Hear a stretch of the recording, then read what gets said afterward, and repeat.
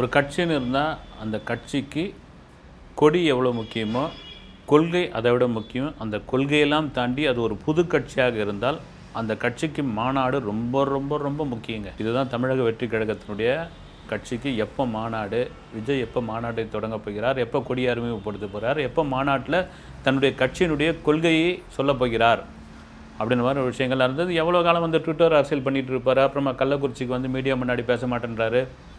மாணவர்கள் பரிசளிப்பு விழாவில் ஒரு செக்மெண்ட்டில் மாநில அரசையும் இன்னொரு செக்மெண்ட்டில் மத்திய அரசையும் வந்து விமர்சனம் பண்ணி பேசுகிறாரு. எப்போ தாங்க இவர் களத்துக்குள்ளே வருவார் அப்படின்ற மாதிரியான விஷயம். அந்த மாநாடுன்ற விஷயம், தமிழக வெற்றி கழகத்தினுடைய மாநாடு விஷயத்தை லியோ டைம்லேயே அவங்க ஆரம்பிச்சிட்டாங்க. வந்து லியோ படத்தினுடைய ப்ரொடியூசர் லலித் என்கிட்ட ஒரு தடவை பேசிகிட்டு இருக்கும்போது சொல்லிகிட்டு இருந்தார் வந்து, ஆனால் இது மாதிரி வந்து திருச்சி பொன்மலையில் தான் இடம் பார்த்துருக்குறோம்.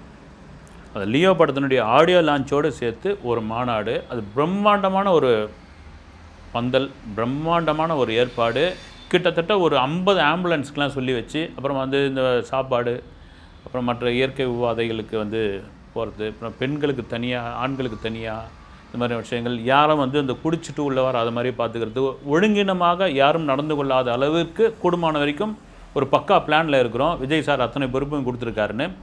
அப்புறம் அதுக்கு பர்மிஷன் கிடைக்கல, என்ன ஆச்சுன்னு தெரில. அப்படியே கொஞ்சம் கொஞ்சமாக மாறி சரி விஜயோடைய தரப்புலேருந்து அவர் இதுலேருந்து இவ்வளோ சீக்கிரம் நம்ம வந்து ஒரு மாநாடெலாம் அறிவிக்கணுமா, மாநாடெலாம் நடத்தணுமா, ஏன்னா நம்முடைய இலக்கு வந்து 2026, அதற்கான காலம் இன்னும் இருக்குது, அதனால் தள்ளி போகலாம் அப்படின்ட்டு கடைசியில் Leo audio launch Malaysia Singapore அப்படின்னு அப்புறமா வந்து நேரு உள்விளையாட்டு அரங்கம் இப்படியா தள்ளி ஒரு வெளில நடக்காமலே போய் அப்புறம் அதுக்கு ஒரு சக்ஸஸ் மீட் நடந்தது. ஓகே, இப்போ அந்த கோட் படம் ரிலீஸுக்கு பிறகு செப்டம்பர் 5ஆம் தேதிக்கு பிறகு செப்டம்பர் 25 அல்லது அக்டோபர் முதல் வாரத்தில் ஒரு மாநாடு கண்டிப்பாக இருக்கும். அந்த மாநாடுக்கான ஏற்பாடுகளை இப்பயே புஷி ஆனந்து ஒவ்வொரு ஏரியாவாக போய் பார்க்க ஆரம்பிச்சிட்டார். வந்து அதில் குறிப்பாக அதிக பேர் அடிபடக்கூடிய ஒரு இடம் வந்து சேலம் பக்கத்தில் இருக்க நாழிக்கல்பட்டி.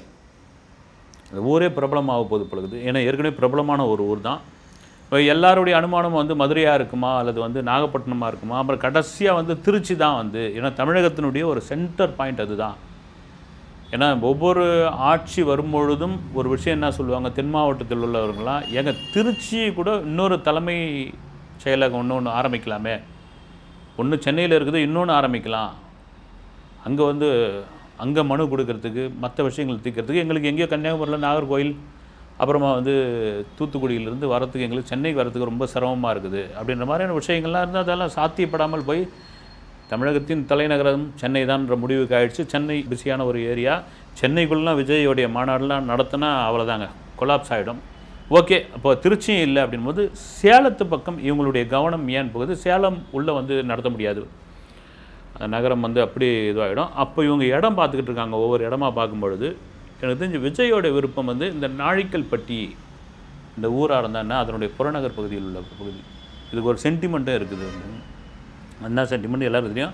ஆனால் இந்த மாநாடு எவ்வளோ பெரிய முக்கியத்துவம் வாய்ந்ததுன்ட்டு வந்து ஒரே ஒரு சம்பவம், என்னுடைய மூத்த பத்திரிகையாளர் ஒருத்தர், ஒரு எம்ஜிஆர் கூடலாம் பயணித்தவர் வந்து அவர் சொல்லிக்கிட்டு இருந்தார். அது தொடர்ச்சி எம்ஜிஆர் கூடலாம் இருந்தவர். எம்ஜிஆர் வந்து ஒரு மாநாடு நடத்துகிறாருன்னா அந்த மாநாடுக்கு எவ்வளோ முக்கியத்துவம் கொடுப்பாருன்னு நான் கிட்ட இருந்து பார்த்துருக்கேன் அப்படின்னு சொல்லுது. ஒரு தடவை திண்டுக்கல்லில் ஒரு மாநாடு ஏற்பாடு பண்ணியாச்சு. பண்ண பிறகு என்ன ஆயிடுச்சுன்னா, அந்த மாநாட்டில் 9 மணிக்கு இரவு 9 மணிக்கு தான் எம்ஜிஆர் கலந்துக்கிற மாதிரி இருந்தது. ஆனால் அவர் என்ன பண்ணிட்டாரு, எல்லாத்தையும் ரெடி பண்ணியாச்சு. சென்னையிலேருந்து கிளம்புறோம் அப்படின்னா அப்போல்லாம் ஆன் ரோடு தான். சரி நீங்கள் வந்து ஒரு மதியம் ஒரு 2 மணிக்கு இல்லைனா ஒரு 3 மணிக்கு கிளம்பிங்கன்னா கரெக்டாக இருக்கும் தலைவர் அப்படின்னு சொல்கிறாங்க. ரைட்டுன்னு தலையாட்டிட்டவர் என்ன பண்ணிட்டார், முன்னாலே நம்ம மறுநாள் அதாவது மாநாடு நடக்கிற அன்றைக்கி காலையில் 8 மணிக்கே கிளம்பிடுவோம் அப்படின்னு எல்லாருக்கும் ஆச்சரியம் வச்சு, சரி போகிற வழியில் ஏதோ ஒரு வேலை இருக்குதோ இல்லை வேறு ஏதாவது நிகழ்ச்சியை அட்டன் பண்ண போகிறோன்னு தான் புரோட்டோகால் படி அது மாதிரி எதுவுமே கிடையாது. வந்து சிஎம் வேற எங்கேயும் கலந்துக்கலன்னு என்ன காரணம் அப்படி மெதுவாக அமைச்சர்களும் மற்றவங்களும் கேட்குறாங்க. வந்து அவர் சிரிச்சுக்கிட்டே சொல்கிறாராம், வந்து திண்டுக்கல்லில் மாநாடு நடக்குது, அதற்கு முன்னாடி இருக்கிற ஊர்கள்லாம் வந்து எல்லாரையிலையும் வந்து கலந்துக்க முடியாது. குறிப்பாக இந்த மாதிரி மாநாடு அப்படின்னா அது எம்ஜிஆர் கலந்துக்கிறாருன்னா அவ்வளோ ஜேன்னு கூட்டம் இருக்கும். குறிப்பாக தாய்மார்கள் வந்து கலந்துக்க மாட்டாங்க. ஏன்னா ஒரு அவ்வளோ தூரம் போகணும், அங்கே வந்து ஏதாவது கலர்படி ஆகும், அப்புறம் வந்து திரும்ப வர்றதுக்கு பெரிய கஷ்டமாக இருக்கும் இரவில், என்ன வேணுக்கா வானா பரவாயில்ல விடுங்க அப்படின்ட்டு. அதனால் நான் குறிப்பிட்ட தூரம் இப்போ திண்டுக்கலுக்கு முன்னாடி இருந்து நான் போகிறேன் அப்படின்னா ஒவ்வொரு ஊர்லேயும் நின்று நான் வந்து கொடி ஏற்றுறேன். அதிமுக கொடி ஏற்றுறேன். அந்த சமயத்தில் அந்த சின்ன சின்ன ஊர்களில் இருக்கிற மக்களை நான் சந்தித்து அவங்கள வந்து மீட் பண்ணுறேன். அவங்களுக்கு மகிழ்ச்சியாக இருக்கும். குறிப்பாக தாய்மார்களுக்கு ஒரு பெரிய மகிழ்ச்சியாக இருக்குன்றது எவ்வளோ பெரிய ஒரு டெக்னிக்கலான ஒரு விஷயம் பாருங்கள். வந்து இதுதாங்க வந்து எல்லாருக்குமே பெரிய ஆச்சரியமாகிடுச்சு. அதுக்குள்ளே வந்து தகவல்லாம் சொல்லியாச்சு. வந்து இந்தந்த ஊரில் வந்து இந்தந்த இடத்துல வந்து கொடியெல்லாம் ரெடி பண்ணி இதுவாகிடுச்சு. கொடி இல்லைனா கூட பரவாயில்ல, நின்று அப்படி நின்று எல்லாரும் ஒரு டாட்டா காட்டிட்டு ஒரு பேசிட்டு சில பேரை வந்து கட்டி அணைச்சி போகக்கூடிய இப்போ மாதிரியான சோஷியல் மீடியாக்கள்லாம் இல்லாத காலகட்டம் இல்லைங்களா? அப்போ வந்து லேண்ட்லைனில் எத்தனை பேர்கிட்ட இருக்குன்னு தெரியாது. தந்தி தான். அப்போ நாங்களாம் செய்தி, நான் வந்து ஒரு ஏரியா ரிப்போர்ட்டராக இருக்கும்போது செய்தி கொடுக்கறதுக்கு போஸ்ட் ஆஃபீஸில் போயிட்டு ஒரு கார்டு ஒன்று கொடுப்பாங்க. அதில் கொடுத்து ட்ரங்க் காலில் வந்து செய்தி சொல்லணும், இல்லைன்னா வந்து டெலகிராமில் செய்தி அனுப்பணும். அப்படி இருந்த காலகட்டத்தில் எம்ஜிஆர் வராருன்னொடனே அந்த வழிநெடுக்க அந்த சின்ன சின்ன ஊர்களில் கும்பலான ஆட்கள். இது வந்து என்ன காரணம்னா, அந்த மாநாட்டில் பல்லாயிரக்கணக்கான பேர் வந்துடுவாங்க. இந்த போகிற வழியில் இந்த சின்ன சின்ன ஊர்களில் இருந்து இவங்களால எம்ஜிஆரை பார்க்க முடியலையேன்னு ஒரு வருத்தம் இருக்குல்ல, அந்த வருத்தத்தை போக்குற ஒரு விஷயந்தான். அது ஒரு பத்திரிகையால் சொன்ன சம்பவம் கூட பார்த்திங்கன்னா, வத்தலகுண்டுக்கு முன்னாடியே அல்லது அதுக்கு வத்தலகுண்டு கூட இல்லை, அதுக்கு முன்னாடி ஏதோ ஒரு ஊர் சொன்னார், எனக்கு சரியாக ஞாபகம் இல்லை. அங்கே என்ன இப்போச்சு எம்ஜிஆர் பேசிட்டு அந்த இடத்துல போயிட்டு கொஞ்சம் தூரம் போகும்பொழுது காரை வந்து ஒரு புள்ளதாச்சி கும்பலை வந்து காரை மறிக்குதான். நிறுத்த சொல்லிட்டாராம். நிறுத்த சொல்லியாச்சு. நிறுத்த சொல்லிட்ட உடனே என்னம்மா என்ன பிரச்சனை அப்படின்னு, ஐயா ஒன்றும் இல்லைங்க. இவங்க அதுக்குள்ளே வந்து முதலமைச்சருக்கார ஒரு மாநாடு பண்ண போமான்றாங்களா, இல்லை அதட்டுறான், நில்லுங்க அப்படின்ட்டு அதட்டி என்ன பிரச்சனை அப்படின்னு. புள்ளதாச்சி வாயும் வயிறமாக இருக்கிறேன் ஐயா, ஒன்றும் கஞ்சி கூட சாப்பாடு கூட இல்லை, காசு ரொம்ப இதுவாக இருக்குது, எனக்கு இல்லைனாலும் இந்த குழந்தைக்காவது அப்படின்னு கேட்குறப்போ எம்ஜிஆர் மனசு அப்படியே உருகி போகுது.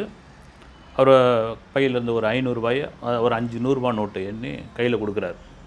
வச்சுக்குமா, உனக்கு என்ன தேவையோ உங்கள் அதிகாரிங்க கூட்ட ஒன்று செய்ய சொல்கிறேன், நான் நல்ல மருத்துவம் பார்த்துக்கன்னு சொல்லிவிட்டு அவர் காரில் ஏற போகிற நேரம் வந்து ரொம்ப அந்த பெண்மணியை கூப்பிட்றாராம். கூப்பிட்ட உடனே அந்த பொண்ணு அந்த லேடி வருதான், கொஞ்சம் பதட்டமாகவே வருதான். வந்தோடனே மறுபடியும் என்ன பண்ணுறாரு, பேக்கெட்லேருந்து ஒரு 5 100 நோட்டு எண்ணி கையில் கொடுத்துருக்கான். அதுக்கு ஒன்றுமே புரியலையா, போமான்றார். உள்ளே உட்காந்தோடனே அவருடைய சகாக்கள் அமைச்சர்கள்லாம் வந்து, தலைவர் இப்போ தான் ஒரு 500 ரூபா கொடுத்தீங்க, திரும்ப அந்த பெண்ணை கூப்பிட்டு இன்னொரு 500 ரூபா கொடுக்குறீங்களே அப்படின்னு. முதல்ல கொடுத்த 500 ரூபா வந்து அந்த பெண் வந்து தான் வந்து புள்ளதாச்சு, எனக்கு இல்லைனாலும் குழந்தைக்காவது ஏதாவது கொடுங்க அப்படின்னு சொன்னதுக்காக கொடுத்தேன். அடுத்து என்னென்னா, நான் ஒரு நடிகன், ஏன் முன்னாடியே வந்து வயிற்றில் தலகாணி வச்சுக்கிட்டு அந்த பொம்பளை நடிச்சிருக்குது, ஏமாத்திருக்குது, அது ஒரு பெரிய சாமர்த்தியம் வேணும், அந்த நடிப்புக்காக ஒரு 500 ரூபா கொடுத்தேன் அப்படின்ற ஒரு தகவல் அவ்வளோ பேரும் சிரிச்சிட்டாங்கன்னா, அது எம்ஜிஆருடைய அந்த கூர்மையான அந்த தன்மை இருக்குது இல்லைங்களா, அதுதாங்க வேணும் ஒரு தலைவனுக்கான குணம். வந்து இப்போ இந்த மாநாடுன்ற விஷயத்துக்குள்ளே வரும். மாநாடு எத்தனையோ மாநாடு நடத்தியிருக்காங்க. விஜய் வந்து அந்த நாழிக்கல் பட்டி சென்டிமெண்ட்டாக அந்த இடத்தை தேர்ந்தெடுப்பதற்கான காரணம் என்னென்னா, மறைந்த செல்வி ஜெயலலிதா அவர்கள் ஒரு பாராளுமன்ற எலெக்ஷனில் அங்கே தான் ஒரு பெரிய பொதுக்கூட்டம் ஒன்று நடத்தி 38 தொகுதி 39 தொகுதியை ஜெயித்தாங்க. விஜயகாந்த் வந்து அங்கே தான் ஒரு பெரிய மாநாடு நடத்தி தன்னுடைய கட்சியினுடைய பெரிய பிரபலமானதே அதில் தான் வந்து தேமுதிகான்னு வந்து ஒரு சென்டிமெண்ட்டு. இப்போ 2024 பிரதமர் மோடி கலந்து இன்றைக்கி வந்து பாரத பிரதமராக அந்த இடத்துல உட்காந்துருக்காரு. சில இடங்களில் சில வைப்புன்னு ஒன்று இருக்கு இல்லைங்களா, சில சென்டிமெண்ட்டுன்னு இருக்கும். அது மூடத்தனமாக இருந்தால் கூட சரி, குறிப்பாக சினிமாக்காரர்கள் அதை நம்புவார்கள் வந்து. அதனால தான் திரும்ப பார்த்திங்கன்னா அந்த சேலம் ஏரியாவுக்குள்ளேயே அவங்க சுற்றிக்கிட்டு இருக்காங்கன்ற மாதிரியான ஒரு தகவல் இருந்தது. சரி, ஓகே, அங்கே வந்தாச்சு. விஜய் என்ன ஸ்பீச் கொடுக்க போகிறார், ஒரு நாழிக்கல் பட்டியோ அல்லது பக்கத்தில் இருக்கிற ஏரியாவோ இதெல்லாம் கொடுக்குறாங்க, அனுமதி கிடைக்குமா அப்படின்ற ஒரு கேள்வி. நிச்சயம் எனக்கு தெரிஞ்சு பார்த்திங்கன்னா அனுமதி அவ்வளோ சீக்கிரம் கிடைக்காது. நான் திரும்பவும் சொல்கிறது தான், நமக்குள்ளே சண்டையோ சச்சரவோ நமக்குள்ளே இருந்தால் போதும், புதுசாக ஒரு ஆளை வந்து உள்ளே சேர்க்காதீங்க. எல்லா தொழிலையும் உண்டு, அரசியலில் அது அதிகம் உண்டு. அப்படின்னா அந்த அனுமதி கிடைப்பதில் பெரிய சிக்கல் ஏற்படும். அப்படி அனுமதி கிடைத்தாலும் அதுக்கு நிறைய விதிமுறைகள் கொண்டு வரும். அந்த விதிமுறைகள் எப்படி மாறப்படும்னு தெரியல வந்து மேபி. ஆனால் வந்து குறிப்பாக புஷி ஆனந்த் சேலத்தில் தான் வந்து முகாமிட்டிருக்காருன்னு ஒரு தகவல். சரி, செப்டம்பர் 5 கோட் ரிலீஸுக்கு பிறகு தமிழக வெற்றி கழகத்தினுடைய இந்த கட்சி முனைப்பாக செயல்படுமா அப்படின்னு நம்ம விசாரித்தப்போ ஆமாங்கன்ட்டேன். யாரு கூட கட்சி கொடி ரெடி பண்ணிட்டாங்க, இன்னொரு 2 நாளில் அறிவிக்கிற மாதிரி ஒரு ஐடியா இருக்குது. அதை அறிவிக்கலாமா அல்லது மாநாட்டில் அந்த கட்சி கொடி ஏற்றலாமா அப்படின்ற ஒரு டிஸ்கஷன் போயிட்டுருக்கு. இதை தவிர பார்த்திங்கன்னா இந்த கட்சிக்கு வந்து ஒரு கொள்கை பாடல் ஒன்று வேணும் இல்லைங்களா, ரொம்ப முக்கியமான ஒரு விஷயம். எல்லா கட்சிக்கும் உண்டு வந்து கொள்கை பாடல். அதில் வந்து தேமுதிகனுடைய என்னதான் கொள்கை பாடல் இருந்தாலும் நீ பொட்டு வச்ச தங்கக்கூடன்ற ஒரு பாட்டு இருக்குல்ல, அது எவர்கிரீன் விஜயகாந்த். உண்மையாக அவருக்கான பொருந்தி போன ஒரு பாட்டு. ஒருவேளை விஜய் படத்துலேருந்து ஒரு இட்டு பாட்டை எடுத்து இந்த கட்சிக்கான கொள்கை பாடலாக கட்சி பாடலாக வைப்பாங்கன்னா மேபி கிடையாது. இதில் நமக்கு கிடைத்த தகவல் என்னென்னா, விஜய் ஒரு 3 மியூசிக் டைரக்டர்கிட்ட என் கட்சி கொள்கை பாடல் ஒன்று பண்ணி கொடுங்கன்னு, அதில் 3 பேரும் வந்து அப்பீட் ஆகிட்டாங்க அப்படின்ற ஒரு தகவல். இது எந்த அளவுக்கு உண்மைன்னு தெரியல, மேபி இருக்கலாம். காரணம் என்னென்னா, இவருக்கு ஏதாவது நம்ம பாடல் பண்ண போய் இப்பொழுது உள்ள ஆளுங்கட்சி நாம் எதிர்த்து பகையால் ஆகி நமக்கு தேவையில்லாத வேலை. விஜய் கோட்டுன்னு நடிச்சிட்டாரு, அதுக்கப்புறம் வந்து தளபதி 69 நடிக்க போகிறாரு, அதுக்கப்புறம் நடிக்க போகிறதுல ஒரு முழு நேரம் அரசியலுக்குள்ளே போகிறாரு, நமக்கு விஜய்க்கு வாய்ப்பு கொடுக்க வேண்டிய அவசியம் கிடையாது அப்படின்ற மனநிலைக்கு அவர்கள் வந்திருக்கலாம். ஆனால் ஒரு மியூசிக் டைரக்டர் ஓகே சொல்லி, அண்ணா தூள் கலப்பிடுவோம், நீங்கள் ஒன்றும் கவலைப்படாதீங்கண்ணா, பிரமாதப்படுத்திடுவோன்னு சொல்லியிருக்கார். அவர் வேறு யாரும் இல்லை, தேவி ஸ்ரீ பிரசாத் அப்படின்ற ஒரு தகவல்.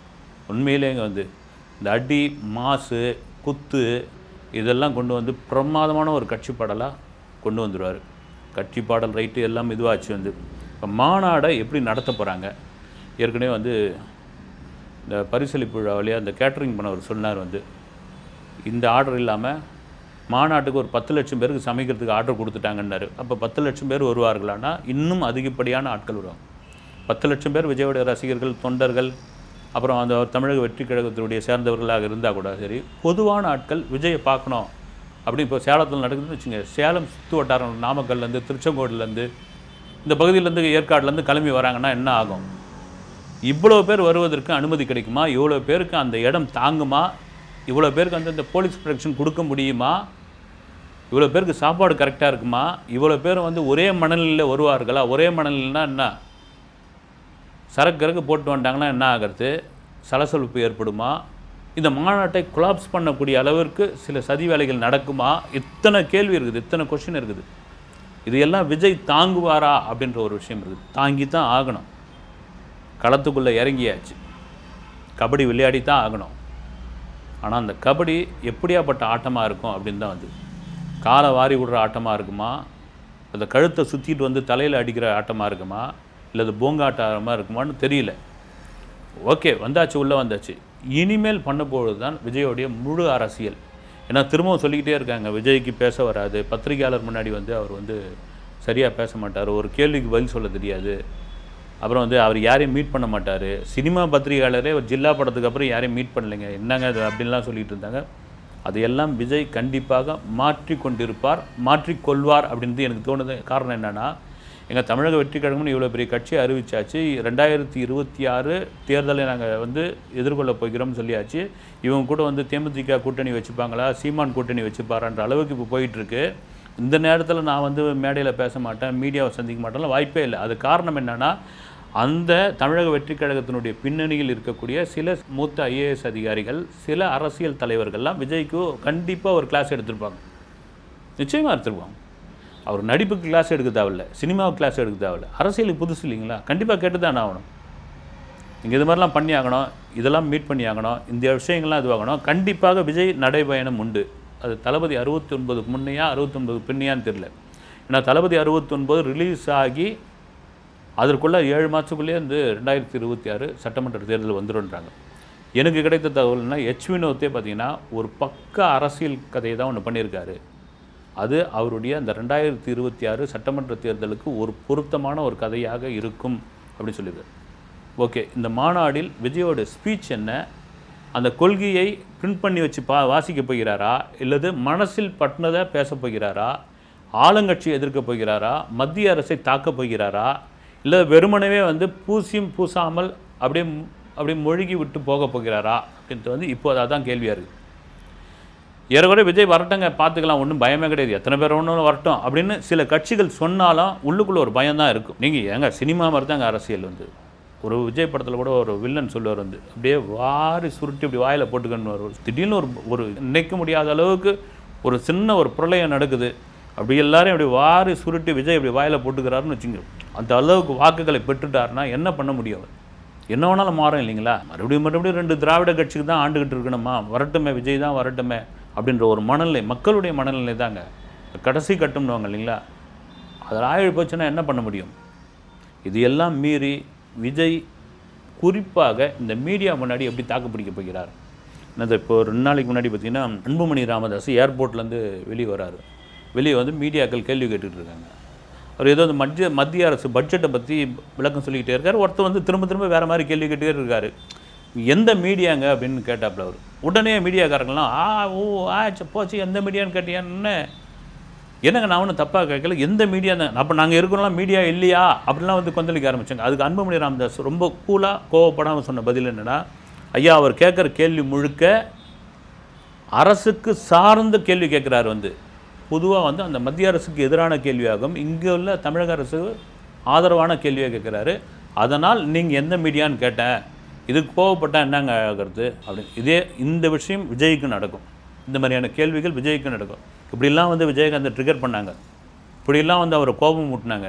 அந்த கோபத்தை வேறு விதமாக ஹேண்டில் பண்ண தெரியாதவர் தான் நாக்க துருதின்னு வேட்டியை மடிச்சுக்கிட்டு அவங்க முன்னாடி போய் நிஜமான ஒரு கேப்டன் நான் நின்னதுனால தான் அவரை வேறு விதமாக வந்து சித்தரித்து குடிகாரன்ற ஒரு மனநிலையை கொண்டு வந்து இவர் குடிகாரன் மாதிரியான வந்து அவருடைய இமேஜை சரிக்க பார்த்தார்கள். இறந்த பிறகு இன்றைக்கு அவருடைய இமேஜ் வந்து வானளவில் இருக்குது. அதை விட்டுருவோம் நம்ம. விஜய் இப்போ எப்படி அந்த மீடியாவை சந்திக்க போகிறார், மீடியாவிடம் எப்படி ஒரு பதிலை சொல்ல போகிறார், அதே போல் வந்து ட்ரிகர் ஆக போகிறாரா, அதே போல் கோவப்பட போகிறாரா அப்படின்ட்டு வந்து பொறுத்திருந்து பார்ப்போம். அரசியல் என்பது ஒரு சாதாரண இடம் கிடையாது, இது மிகப்பெரிய ஒரு களம். இந்த களத்தில் விஜயோடைய ஆட்டம் எப்படியாப்பட்ட ஆட்டமாக இருக்கும், தமிழக வெற்றிக் கழகம் நடத்தக்கூடிய அந்த மாநாடு எப்படி ஒரு மாநாடாக தெரிக்கக்கூடிய மாநாடாக இருக்கும் என்பதை பொறுத்திருந்து பார்ப்போம். நன்றி.